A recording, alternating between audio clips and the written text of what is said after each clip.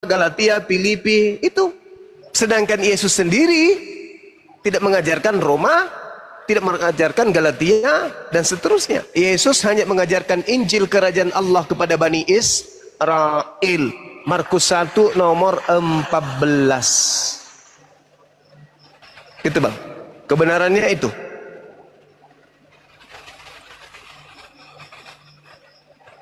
Begini Bang Juma, Silakan. yang saya tanyakan tadi, perbandingan ajaran itu ya, ajaran Kristen itu kan kasih. Apakah ajaran Muslim seperti itu juga? Saudara, di Islam itu bukan kasih lagi, tapi rahmatan lil alamin, rahmat. Kalau di Kristen mengasihi musuh, kalau di Islam rahmat lil alamin, rahmat kepada alam semesta. Rahmat itu bahasa Arab, artinya apa? Kasih sayang. Kasih sayang kepada alam semesta, berarti bukan cuman kepada musuh, tetapi kepada seluruh makhluk yang ada di atas muka bumi ini.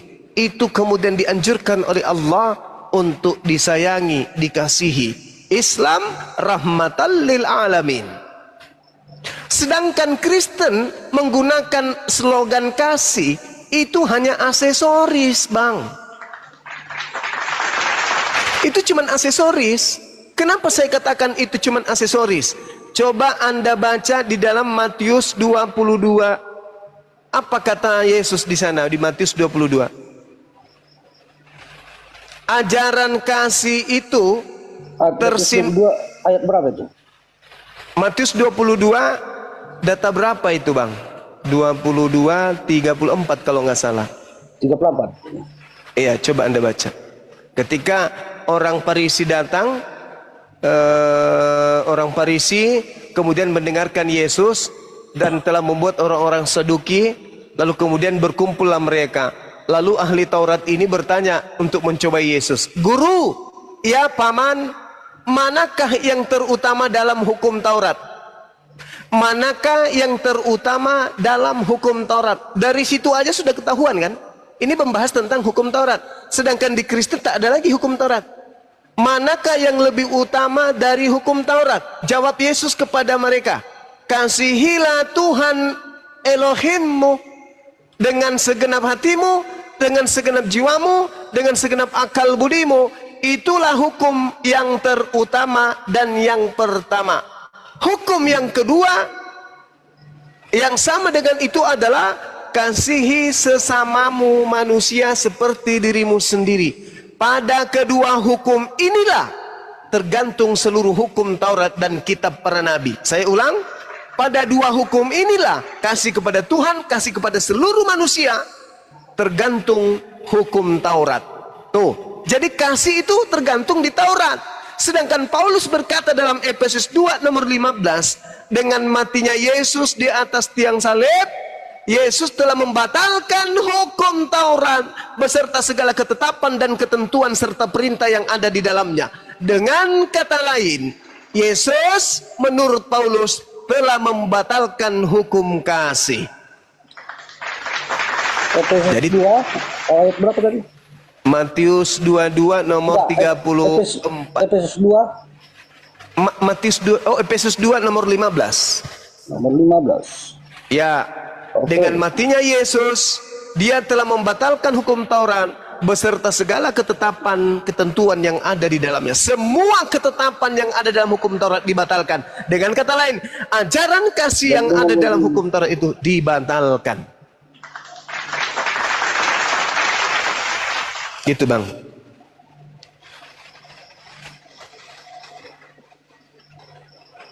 Itu kan di samping itu bang. Sebab dengan matinya Yesus sebagai manusia, ia telah membatalkan hukum Taurat dengan segala perintah dan ketentuannya untuk menciptakan keduanya menjadi satu, menjadi manusia baru di dalam dirinya, dan dengan itu mengadakan damai sejahtera. Apalagi bang yang kurang? Ya itu, dia sudah membatalkan lalu menjadikan hukum Taurat itu bersatu dengan dirinya. Lalu apa? Mati digantung untuk Kristen. Makanya di dalam Galatia 3:13, Kristus telah menebus kita dari kutuk hukum Taurat dengan jalan menjadi kutuk, sebab ada tertulis, terkutuklah orang yang mati di atas tiang salib. Tuh, kata Paulus. Kalau itu Bang,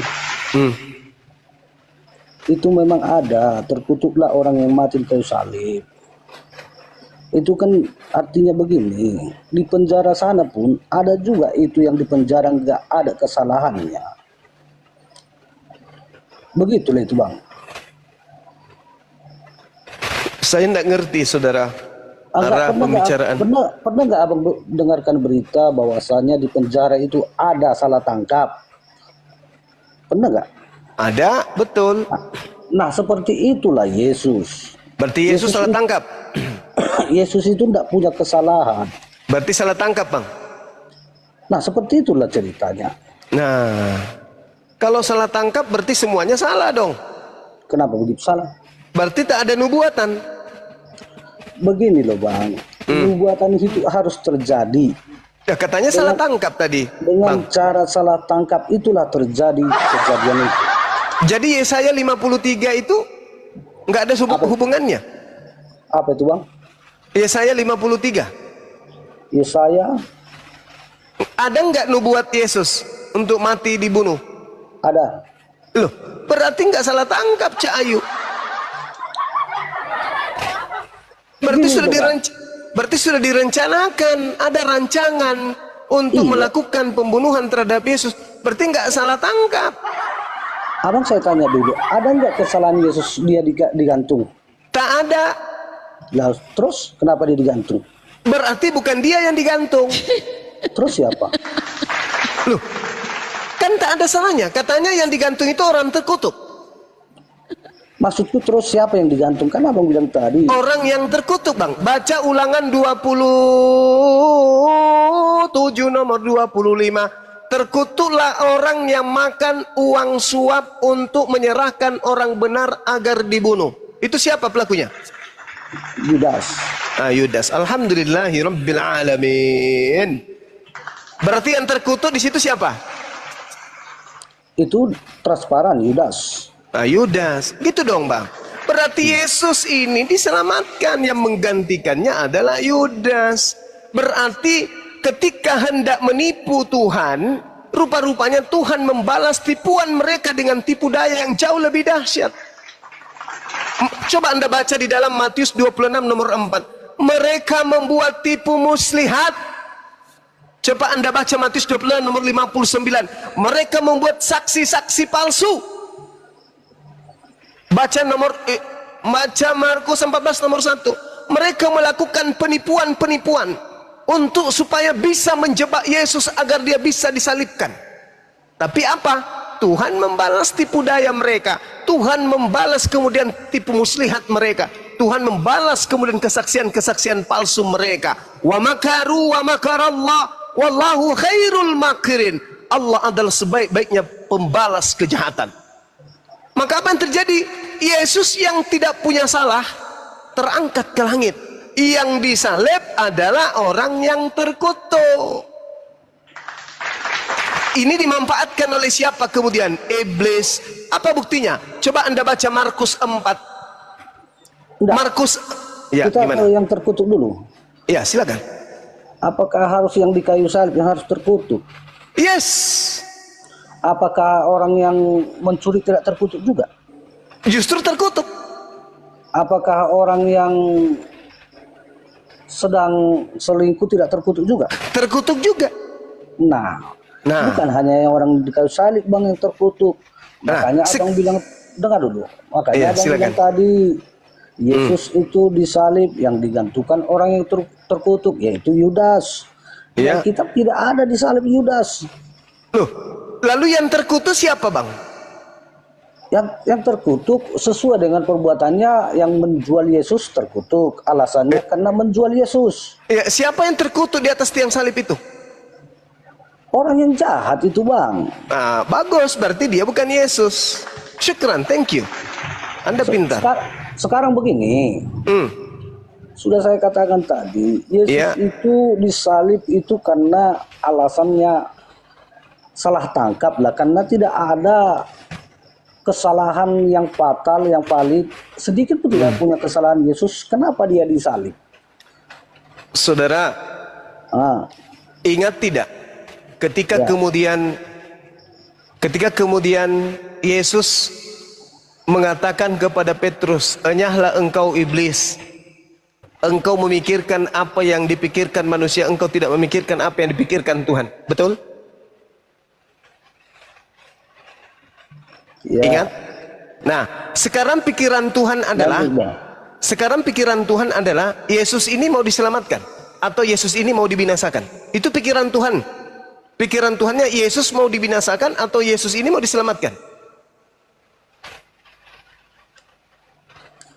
Sekarang Bang gini, rancang itu tidak akan merespon. Yesus itu disalib bukan karena apa-apa, Bang. Yesus itu disalib itu sudah karena perjalanan Yesus. Loh, berarti yang mana ini yang benar? Yesus ini orang terkutuk kah? Kalau dia bukan orang terkutuk, berarti bukan dia yang disalib. Mana yang betul? Dudukkan dulu Yesus ini. Dia Gini loh, Bang. Yesus. Gini, dengar dulu, Bang. Udah saya katakan tadi, ada enggak orang yang dipenjara? Ada, Bang, ada. Dan kalau itu terjadi kepada Yesus, itu gimana? Orang ada salah tangkap. Ada orang salah tangkap. Ya, berarti pengadilan salah. Gimana? Oke, kejaksaan salah, berkas-berkas salah, keputusan salah, yang memutuskan dan menerima kemudian laporan-laporan penyidik dan seterusnya salah, semuanya salah. Kalau Anda mengatakan Yesus salah tangkap, berarti Kristen salah iman. Karena imannya Kristen, Yesus datang nebus dosa. Ternyata Yesus salah tangkap, Bang. Mana dong? Gak boleh Anda berlari ke sana. Yang Anda harus jadikan acuan adalah ucapan Yesus. Aku memang harus pergi sesuai apa yang tertulis tentang aku di dalam Taurat, di dalam kitab nabi-nabi, dan di dalam kitab Mazmur.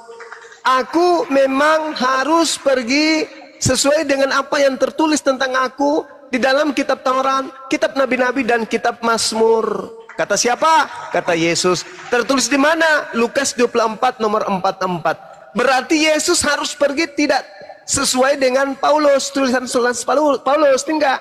Tapi harus pergi sesuai dengan apa yang ada di Amsal, apa yang ada di Mazmur, apa yang ada di dalam kitab Taurat. Ketika Yesus ingin digiring, kemudian dilakukan propaganda, dibuat makar agar Yesus ini dihakimi kemudian oleh orang-orang Yahudi melalui tangan eksekutor Romawi. Tuhan sudah berpikir lebih dulu. Amsal 11 sesuai dengan perkataan Yesus, aku memang harus pergi sesuai dengan apa yang tertulis tentang aku di dalam kitab Amsal. Apa dikatakan Amsal 11 nomor 6? Orang yang jujur dilepaskan oleh kebenarannya, tetapi pengkhianat tertangkap oleh hawa nafsunya. Pengharapan orang pengkhianat gagal dan dari kematiannya, dan harapan orang jahat menjadi sia-sia. Orang benar diselamatkan dari kesukaran, lalu orang fasik menggantikan. Kok dusta, Bang? Ini dalil. Amsal 11 nomor 6, nomor 7, nomor 8 Anda katakan itu dusta. Ayat itu bukan nubuatan Yesus, Bang. Itu untuk secara umum. Oke, baik. Saya tanya sama saudara, Yesus orang benar atau bukan? Begini ya, dengar. Tadi waktu dibilang kawan itu salah tangkap, abang bilang harus sesuai dengan nubuatan. Sudah sesuai dengan nubuatan, abang bilang si Judas yang Hey, kalau tidak sesuai dengan nubuatan, baru Anda katakan salah tangkap. Kalau sesuai dengan Tadi nubuat, dibilang abang itu berarti salah tangkap. Abang bilang kalau salah tangkap tidak sesuai dong dengan nubuatan. kata abang. betul sekali, benar Yesus mati 100%. secara nubuatan kalian bilang Yudas yang ditangkap. Kayak mana cara pemikiran kalian? Sekarang gini, Bang Kalau Juma, sudah Bang dinubuatkan, saudara, Bang Juma. kalau yang sudah, saya tanya bang. kamu yang harus jawab pertanyaan saya. Yesus yang dinubuatkan untuk mati di salib atau bukan? Ya dinubuatkan, Bang. Kenapa Anda mengatakan salah tangkap? Sekarang gini, saya tanya. Sekarang begini, kalau sudah punya nubuatan mati di salib dan Yesus yang disalib, berarti tidak salah tangkap. Apa sih orang ini? Kamu yang mengatakan Yesus salah tangkap, berarti tak ada nubuatan dong kalau gitu. Sekarang Anda merengek, ada loh nubuatannya untuk siapa? Untuk Yesus. Berarti kalau Yesus ditangkap dan dibunuh, berarti salah tangkap enggak?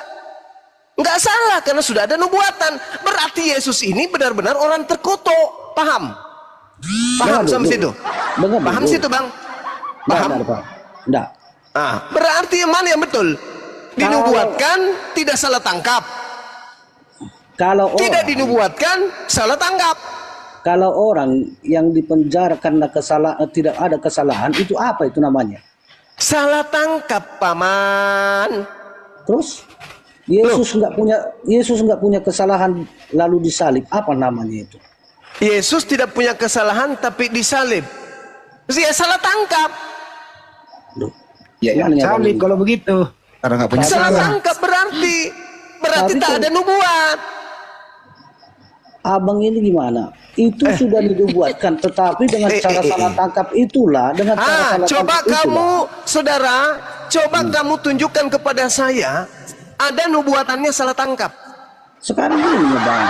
Hei, saudara, yang saya bacakan dalil, dengar, pelan-pelan ya, pelan-pelan saya bacakan dalilnya ya. Orang yang jujur dilepaskan oleh kebenarannya. Pertanyaan saya, Yesus orang benar atau bukan? Cocok itu salah tangkap, bukan Yesus yang ditangkap, bukan Yesus disalib. Udah. Saya ulang lagi. Benar.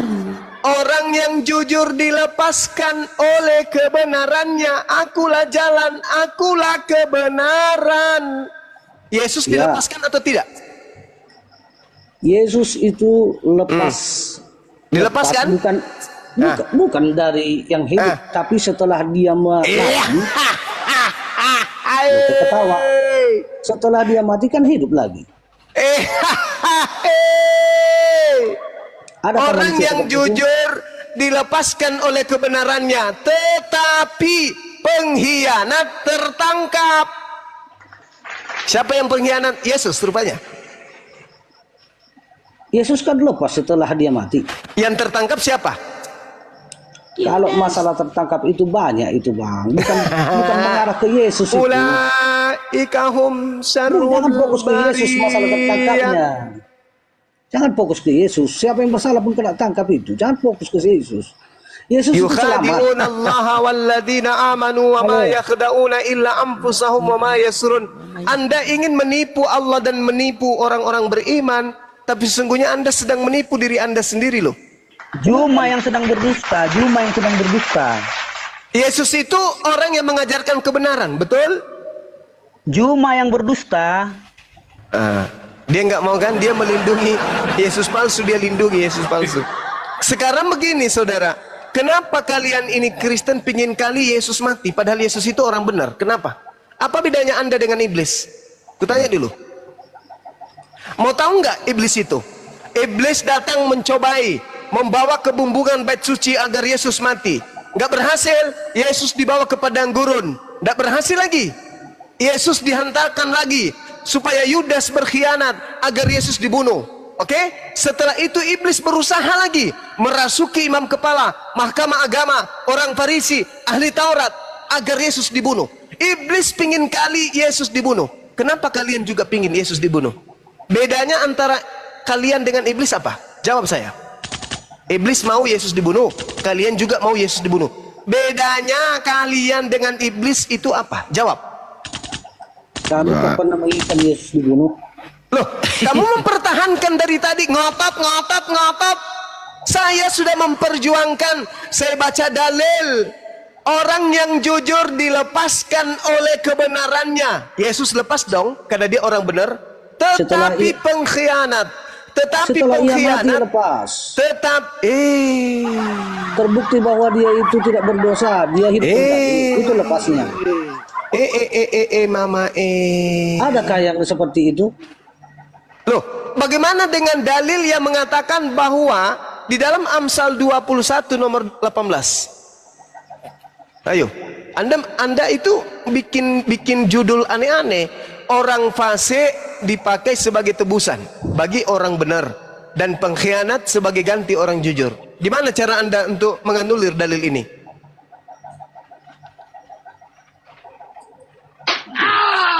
Oke, debat.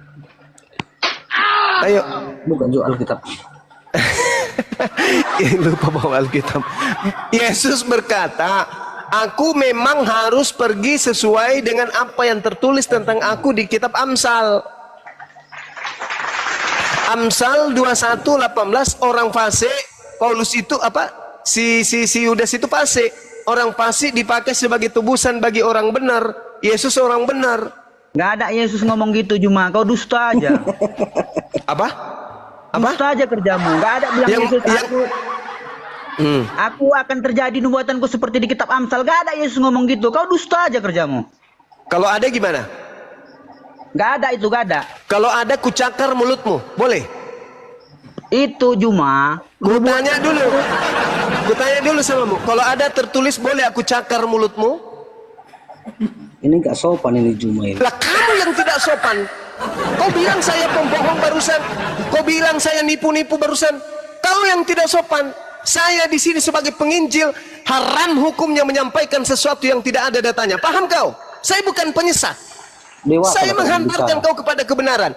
Yesus berkata di dalam Lukas 24 nomor 44, inilah perkataanku yang telah kukatakan kepadamu ketika aku masih bersama-sama dengan kamu, yakni bahwa harus digenapi semua yang ada tertulis tentang aku di dalam kitab Taurat Musa, kitab Nabi-Nabi, dan kitab Mazmur. Tuh tertulis. Mau dicakar mukamu? Mau kucakar mukamu? Mau? Jangan kau katakan saya penyesat, pembohong, pendusta. Enggak. Aku berbicara sebagai penginjil. Saya gunakan dalil-dalil karena saya tidak menemukan lagi Injilnya Yesus kecuali hasil penulisan wartawan yang tidak diketahui siapa dia. Jadikan sebagai data untuk menyadarkan kamu, karena kitab ini yang Anda gunakan untuk menyesatkan diri Anda sendiri. Yesus loh yang berkata, perkataanku yang telah kukatakan kepadamu ketika aku masih bersama-sama dengan kamu, yakni harus digenapi semua yang tertulis tentang aku di dalam kitab Taurat Musa, kitab Nabi-Nabi, dan kitab Mazmur.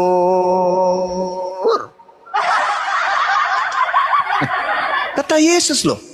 Tidak dikatakan aku harus pergi menggenapi nubuatan yang tertulis di dalam kitab Roma, Galatia, Filipi. Nggak ada. Yang tertulis adalah kitab Nabi-Nabi, kitab Mazmur, kitab Taurat Musa. Jadi acuan untuk menjelaskan Yesus cara perginya meninggalkan dunia harus berdasarkan kitab-kitab tersebut.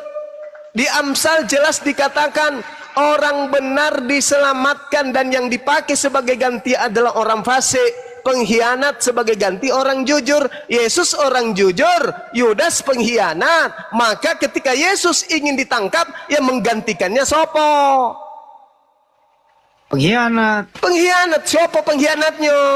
Mister Yudas. Yudas.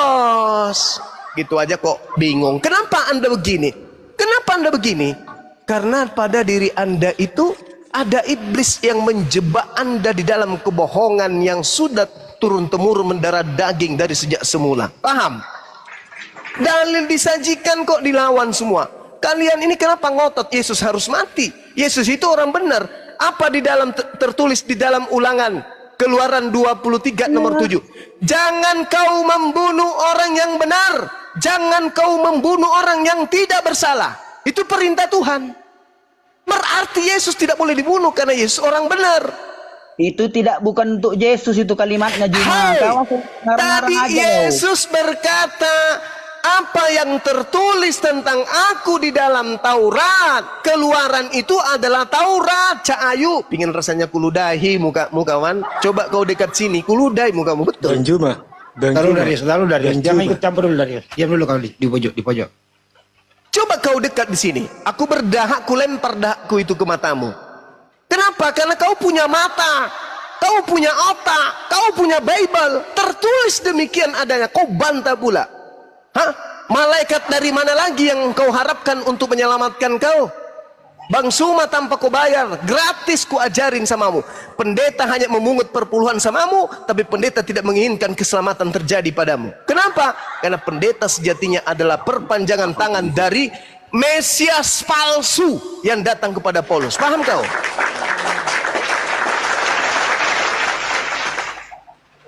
Keluaran mengatakan, jangan kau membunuh orang yang tidak bersalah.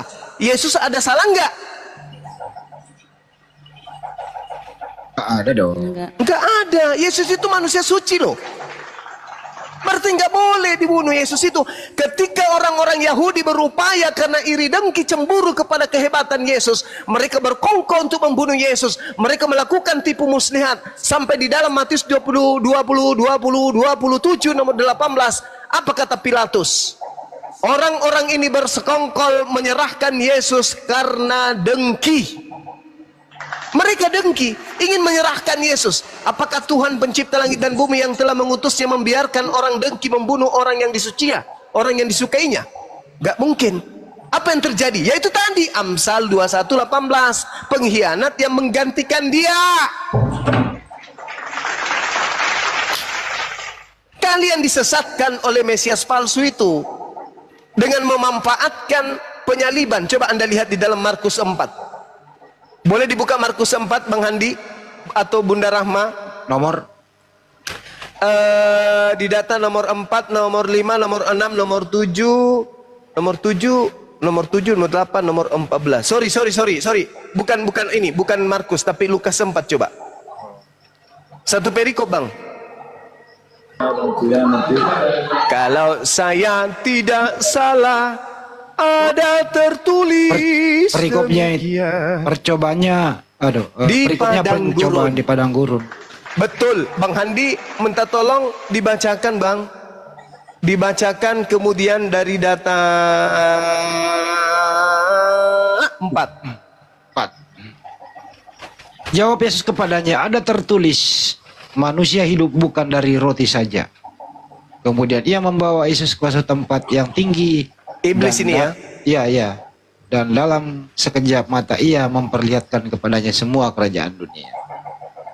Kata iblis. Segala kuasa serta kemuliaan akan kuberikan kepadamu, sebab semua itu telah diserahkan kepada aku. Dan memberikannya kepada siapa yang kehendaki. Jikalau engkau menyembah aku, seluruhnya itu akan menjadi milik. Yesus berkata, ada tertulis, engkau harus menyembah kepada siapa? Kepada Tuhan Allah yang ada di langit, dan hanya kepada Dia saja engkau berbakti. Terus? Kemudian ia membawa Yesus ke Yerusalem dan menempatkan dia di bumbungan bait Allah, lalu berkata kepadanya, jika engkau anak Allah, jatuhkan dirimu ke bawah. Terus? Sebab ada tertulis mengenai engkau, ia akan memerintahkan malaikat-malaikatnya untuk melindungi engkau, dilindungi. Dan mereka akan menantang engkau di atas tangannya supaya kakimu jangan terantuk kepada batu. Yesus menjawabnya, ada firman, jangan engkau mencobai Tuhan Allahmu sesudah iblis. Endingnya nomor 13. Sesudah iblis mengakhiri semua pencobaan itu, iblisnya mundur dari Yesus dan apa, Bang Hadi? Menunggu waktu yang baik. Menunggu waktu yang baik. Iblisnya mundur. Wah, ternyata Yesus susah untuk dicobai. Yesus ini susah untuk dikelabui. Yesus susah untuk dikibulin. Mundur iblisnya sambil apa? Menunggu waktu yang tepat. Kapan waktu yang tepat itu? Ketika orang-orang Yahudi tidak suka kepada Yesus, itu dijadikan oleh iblis sebagai ajang yang bermanfaat dan baik untuk kesempatan itu. Apa yang terjadi? Dia merasuki Yudas. Ketika huru hara terjadi antara orang Yahudi, orang Farisi, Anda boleh baca di dalam Yohanes 11 nomor 45 sampai nomor 57. Baca di situ. Baca baik-baik. Iblisnya kemudian datang ikut campur. Ketika orang Farisi, orang Yahudi sekongkol ingin membunuh Yesus, kemudian Yesus lari bersembunyi di Efraim. Kemudian iblis merasuki Yudas agar Yudas menyampaikan kepada orang-orang Yahudi, tempat orang Roma, tempat persembunyian daripada gurunya. Iblis masuk ke dalam Yudas. Apa tujuannya iblis masuk ke Yudas? Agar Yesus disalibkan. Selesai di situ, iblis merasuki imam kepala, mahkamah agama, orang Farisi, agar mereka melakukan persekongkolan, membuat saksi palsu, membuat tipu muslihat. Agar apa? Agar Yesus disalibkan. Iblis berupaya untuk mencelakai Yesus, baik melalui iblis langsung maupun melalui orang lain. Yesus berkata apa? Yohanes 14 nomor 30, aku memang tak lama lagi akan pergi, sebab penguasa dunia telah datang, yaitu iblis. Dan iblis sedikit pun tidak berkuasa terhadap diriku. Berarti upaya iblis merasuki Yudas, merasuki iman kepala, merasuki kemudian mahkamah agama, orang Farisi, ahli Taurat, itu semuanya sia-sia. Iblis tidak berhasil. Iblis tidak akan berkuasa sedikit pun terhadap diriku, kata Yesus. Itu kata Yesus. Maka ketika kemudian mereka gagal semuanya, Yesusnya terangkat ke langit, maka apa yang terjadi? Iblis kemudian datang berpura-pura menjadi Mesias. Itulah yang dinubuatkan Yesus. Waspadalah kepada iblis yang datang ke...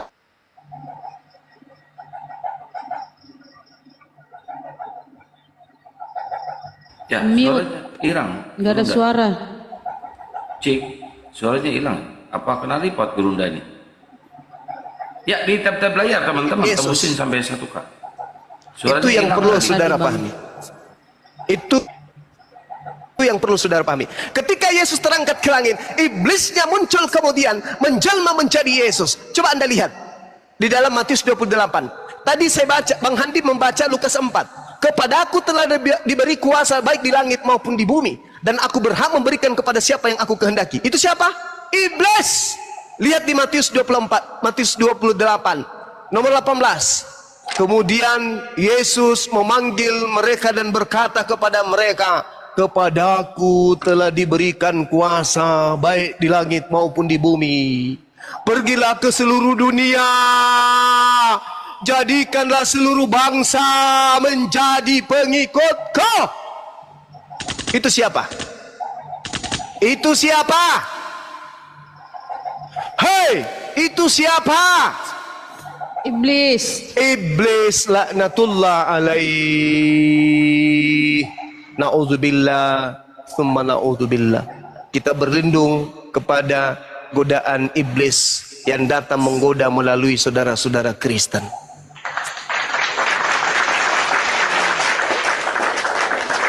Jangan sangka yang datang kepada Paulus itu Yesus. Jangan sangka yang datang kepada pengikut Yesus itu adalah Yesus. Bukan. Sesuai dengan pengakuan Yesus, waspadalah kepada penyesat yang datang kepadamu dengan memakai namaku, memakai nama Yesus, dan berkata akulah Yesus, dan berkata dia adalah Mesias. Dia akan menyesatkan banyak manusia. Matius 24 nomor 4 nomor 5. Aku berkata kepadamu, aku diutus hanya kepada domba-domba yang hilang dari umat Israel. Tiba-tiba berubah. Pergilah ke seluruh dunia, beritakanlah, ajaklah, jadikanlah seluruh bangsa menjadi muridku. Padahal itu bukan Yesus yang asli. Yesus yang asli mengatakan, aku hanya diutus kepada domba yang hilang dari umat Israel. Yesus palsunya, pergilah kepada seluruh bangsa, jadikanlah seluruh bangsa menjadi muridku. Itu bukan Yesus asli. Itulah Yesus palsu yang dinubuatkan oleh Yesus asli. Makanya endingnya di mana? Camkan baik-baik saudaraku. Acoy dan Ersitorus dan juga Darius. Camkan pernyataan saya. Makanya endingnya di mana? Matius 7 nomor 22-23. Pada hari terakhir nanti, Kristen-Kristen akan memanggil aku Tuhan. Bukankah kami bernubuat, mengusir setan, bermujizat pakai namamu juga? Apa kata Yesus? Pada saat itulah aku akan berterus terang kepada Kristen, enyahlah daripadaku, kalian semua adalah pembuat kejahatan. Aku tidak mengenal kalian.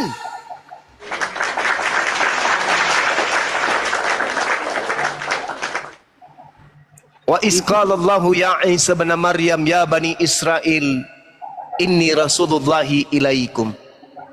Wa isqalallahu ya Isa bin Maryam a anta qulta linnas tahizuni wa ummi qala subhanaka ma yakunu li an aqula ma laysa li bihaqq ma qultu lahum illa ma amartani bi ani abudullah rabbi wa rabbakum. Hei Isa, ya Allah, apakah kamu yang mengajarkan Kristen untuk menuhankan dirimu selain daripada aku?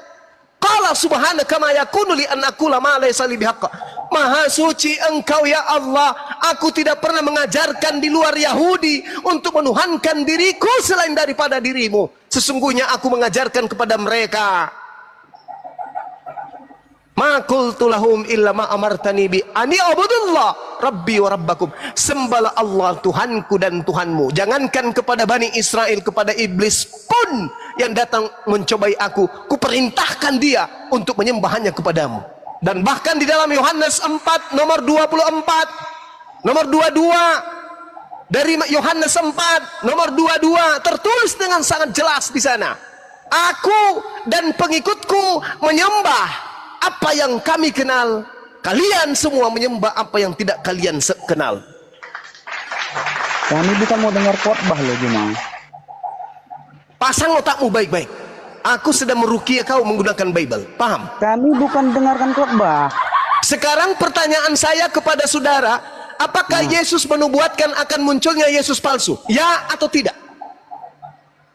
Sekarang saya tanya, tegas-tegas saya jawab, Yesus atau Yudas yang disalib?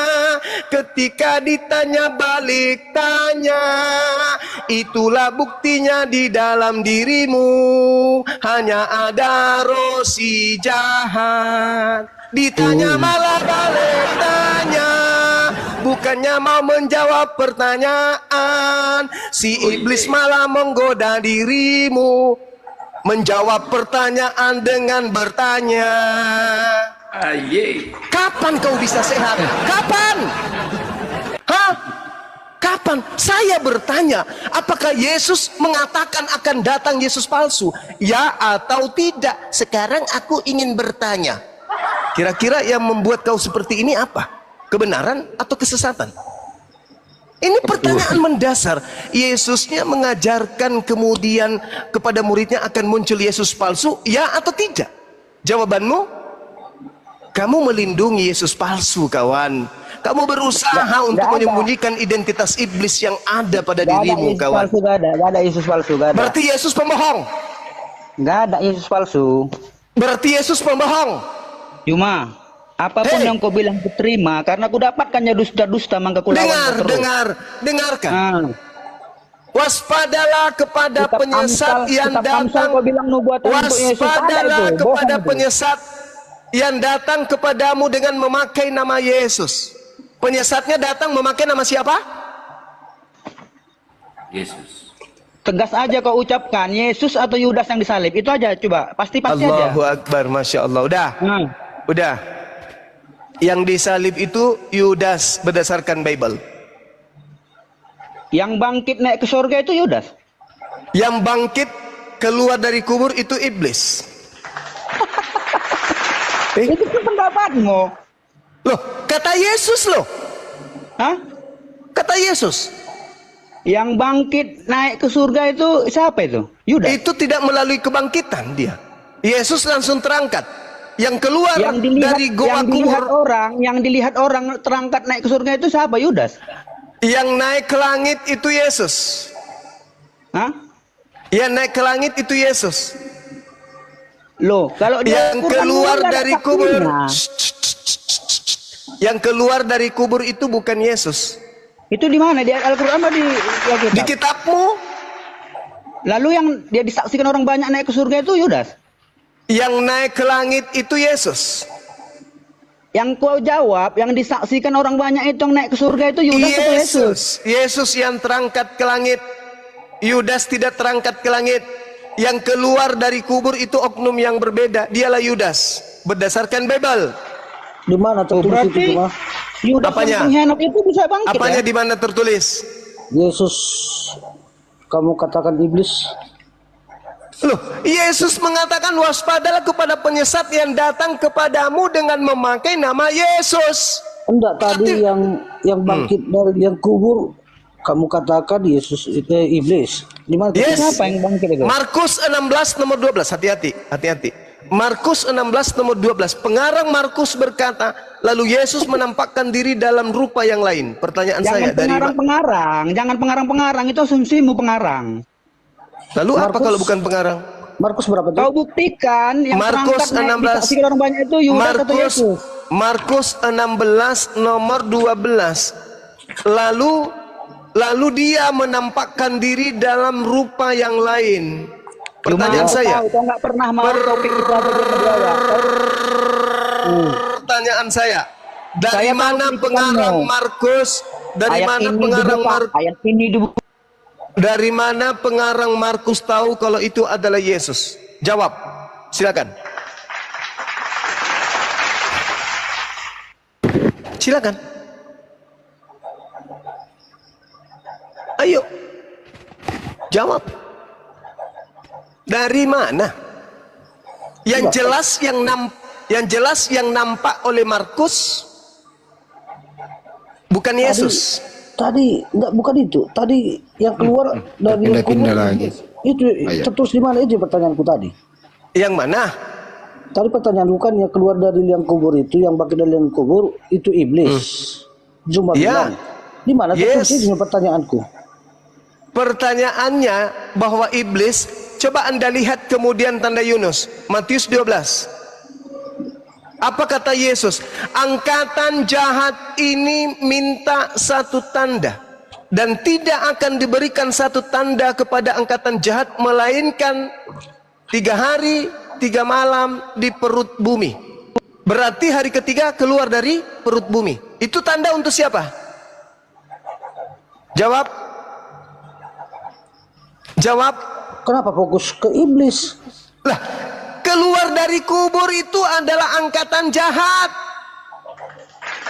Baca Yesaya 14 nomor 15. Coba bacakan saya ingin dengar. Bacakan saya, Bang. Bacakan saya. Jangan lari-lari ayatnya. Yesaya 14. Loh, gimana sih? Gimana? Emang di dalam kitab, saya mau tanya sama Anda. Di dalam kitab saudara ini bertalian enggak antara kitab perjanjian lama perjanjian baru? Bertalian enggak? Begini, maka ketahuan dustamu. Kalian bilang yang ditangkap dan dikubur Yudas. Ini udah kau bilang yang keluar iblis. Itu siapanya? Yudas atau iblis yang dikubur ini? Hei, yang keluar dari kubur itu bukan Yudas. Ngapain Yudas keluar dari kubur? Untuk apa? Yang keluar iblis lah. Sementara yang diserupakan Yudas, kalian bilang kayak mana tipu-tipumu ini? Pada saat penyaliban Cak Ayu. Iya. Yudas setelah dia turun dari kubur, yang keluar dari kubur itu adalah iblis. Yesaya 14:15 sebaliknya, ke dalam dunia orang mati engkau diturunkan, ke tempat yang paling dalam di liang kubur engkau dimasukkan. Siapa itu? Lucifer kan? Kenapa Yesus menjadikan tanda keluar dari kubur itu sebagai tanda untuk angkatan jahat? Tanya dulu. Matius 12 nomor 38. Nomor 38. Ya, silakan. Oke, tunggu sebentar ya. Silakan, Saud. Habis kau baca baru kau tertawa. Pada waktu itu berkatalah beberapa ahli Taurat dan orang Farisi kepada Yesus, Guru, kami ingin melihat suatu tanda daripadamu. Tetapi jawab Yesus kepada mereka, angkatan yang jahat dan tidak setia ini menurut suatu tanda. Menuntut bukan menurut, baca yang betul. Menuntut suatu tanda. Bagus, Tetapi pintar. kepada mereka tidak akan memberikan tanda. Tidak akan selain- diberikan, bukan memberikan. Baca yang betul. Tidak akan diberikan tanda selain tanda Nabi Yunus. Sebab seperti Yunus tinggal di dalam perut ikan 3 hari 3 malam. Demikian juga bumi 3 hari 3 malam. Pada waktu penghakiman, orang-orang Niniwe, Demikian juga anak manusia akan tinggal di dalam rahim bumi. ya terus. Itu tanda untuk siapa? Lanjutlah, cuma jangan separuh dulu. 3 hari 3 malam. Saya tanya, itu tanda untuk siapa? Yesus. Tanda untuk siapa? Yesus. Ini perkataan itu Yesus. Yang tadi minta tanda siapa? Angkatan? Angkatan? Yang jahat. Angkatan jahat. Kalau sudah 3 hari di dalam perut bumi ngapain? Lanjut ke hari keempat atau bangkit? Demikian juga anak manusia akan tinggal di dalam rahim bumi 3 hari 3 malam. 3 malam. Setelah 3 malam, besoknya bangkit atau tidak? Bangkit. Bangkit. Itu simbol tanda untuk siapa? Sabar dulu, cuma kita baca dulu semua. Pada waktu penghakiman, orang-orang Niniwe akan bangkit bersama angkatan ini. Dan penghukumannya juga. Sebab orang-orang Niniwe itu bertobat setelah mendengar pemberitaan Yunus. Terus? Iya. Apa? Dan sesungguhnya yang ada di sini lebih daripada Yunus. Yunus. Berarti Terus? lebih jahat kan? Lebih dari Yunus. Yunus tahu orang jahat Yunus. Tidak, bukan orang Niniwe. Pada waktu penghakiman orang-orang Niniwe akan bangkit bersama angkatan ini dan menghukumnya juga. Sebab orang Niniwe itu bertobat setelah mendengar pemberitaan Yunus. Dan sesungguhnya yang ada di sini lebih daripada itu. Artinya angkatan jahat ini lebih daripada orang-orang Niniwe. Sekarang pertanyaannya kepada saudara, ini keluar dari kubur pada pagi hari di hari ketiga itu angkatan Yunus itu simbol untuk angkatan jahat atau angkatan baik? Semua mulai dengar dulu, semua mulai iblisnya bekerja. ini saya mau jawab atau gimana ini? Saudara, Anda baca di dalam Lukas 24 nomor 37. Ketika mereka melihat sosok Yesus itu datang, mereka mengatakan, mereka mengira melihat hantu kan? Ya. Kenapa dia tidak mengatakan, Tuhanku sudah keluar dari kubur? Kenapa justru murid-muridnya yang asli ketakutan? Mereka tidak percaya apa perkataan Yesus akan terjadi. Sekarang begini, kalau saudara Sitorus yang ada di situ pada hari ketiga melihat Yesus keluar dari kubur, apa yang Anda lakukan? Saya terkejut dan tidak percaya bahwa itu Yesus. Berarti Anda kurang bukan beriman. angkatan jahat. Kurang beriman. Bukan. Angkatan jahat yang diberi tanda, murid-muridnya tidak diberi tanda. Bukan itu arahnya. Mereka memastikan yang minta dengar, yang minta tanda angkatan jahat atau angkatan benar? Semua orang yang sudah dikubur pasti angkatan jahat, tetapi Yesus bangkit. Maksudnya bukan begitu, Cak Ayu. Alamak. Orang-orang jahat ini datang, orang Farisi termasuk Paulus ini datang kemudian. Guru, ya paman, kami ingin minta satu tanda dong darimu sebagai tanda kehebatanmu. Angkatan jahat ini tidak akan diberikan satu tanda kecuali tanda Yunus, sebab Yunus 3 hari 3 malam dalam perut ikan, demikian juga anak manusia akan berada dalam perut bumi 3 hari 3 malam. Berarti hari ketiga lanjut nggak dia keempat? Enggak kan? Nggak ada lanjut, dia bangkit. Berarti bangkit. Nah, ini tanda untuk siapa? Yesus. Nah, itu kan ini gimana saudara ini? Yang minta tanda kok Yesus? Yang minta tanda di situ angkatan jahat. Maka diberilah tanda angkatan jahat ini. Apa itu? Bangkit pada hari ketiga. Anda percaya ada Tuhan keluar dari goa kubur? Anda angkatan jahat, Cak Ayu. Makanya enyahlah daripada aku, kalian semua adalah pembuat kejahat. Ketika makhluk ini keluar, ketika keluar makhluk ini, apakah berhenti menyesatkan? Tidak. Pergilah kepada seluruh bangsa, jadikanlah seluruh bangsa menjadi muridku. Itu aksinya tuh. Dirasukinya Paulus, dirasukinya Ananias, dirasukinya Markus, dirasukinya Matius, dirasukinya semua pengarang wahyu juga dimasuki. Dirasuki semuanya. Lahirlah agama Kristen. Anda membantah saya, membantah dalil. Anda menolak saya, menolak Yesus. Anda kemudian ingkar terhadap penyampaian saya, berarti Anda kemudian ingin kekal di neraka. Dah, kewajiban saya sudah selesai. Saya tidak menghina, saya tidak menghujat, saya hanya membaca data. Anda mau percaya, silakan. Anda tidak percaya, berarti Anda termasuk orang yang unik, punya kitab tapi tidak dipercaya. Demikian sahabat-sahabat, saya ingin minum kopi dulu. Silakan. Silakan sahabat yang lain, diambil alih, saya mau bikin masaku dulu, saya pusing.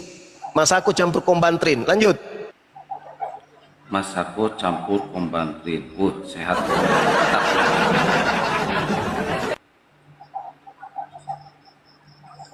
Enggak ditemukan.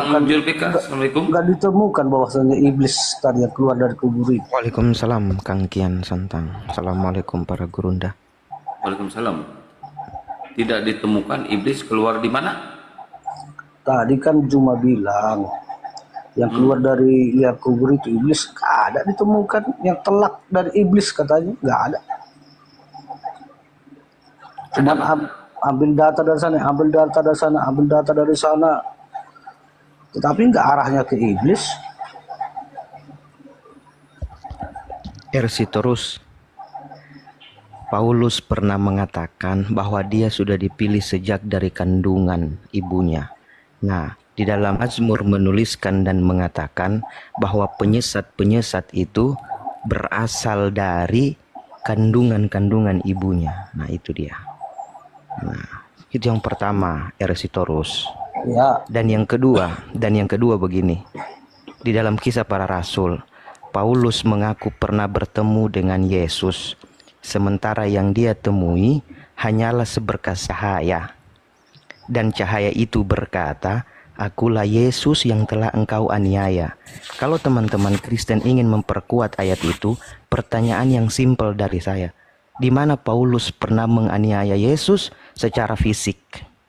Di mana? Paulus menganiaya Yesus. Menganiaya. Mana Paulus menganiaya Yesus secara fisik?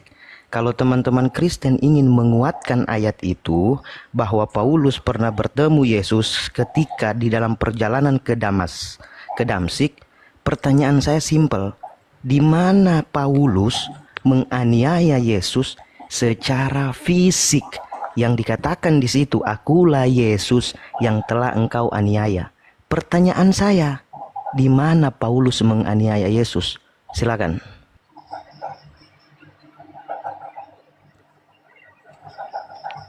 Ya, jangan macet Bang Storus. Mungkin penganiayaan secara rohani mungkin ya.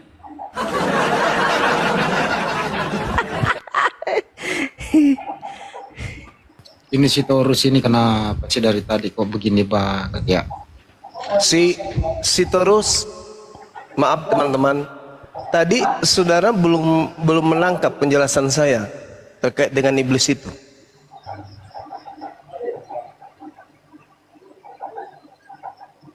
Belum.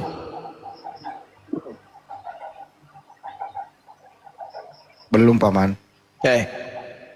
Ini dengarkan baik-baik, terutama juga teman-teman apologet Islam yang pemula.